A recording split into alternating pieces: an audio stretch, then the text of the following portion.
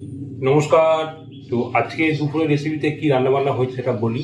অরহর ডাল, উচ্ছে কুমড়ো আলু দিয়ে ভাজা, বেগুন ভাজা, এটা হচ্ছে মুসুর ডালের বড়া, ঝিঙে আলু পোস্ত, সর্ষে পার্সে, 300 গ্রাম ওজনের একটা তেলাপিয়া মাছের ঝাল। আর এখানে কি আছে আপনারা অবশ্যই দেখে বুঝতে পারছেন।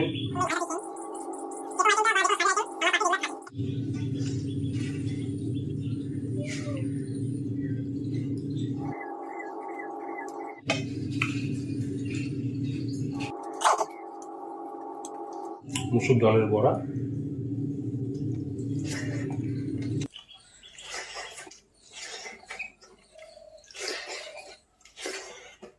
ঝিঙে আলু পোস্ত,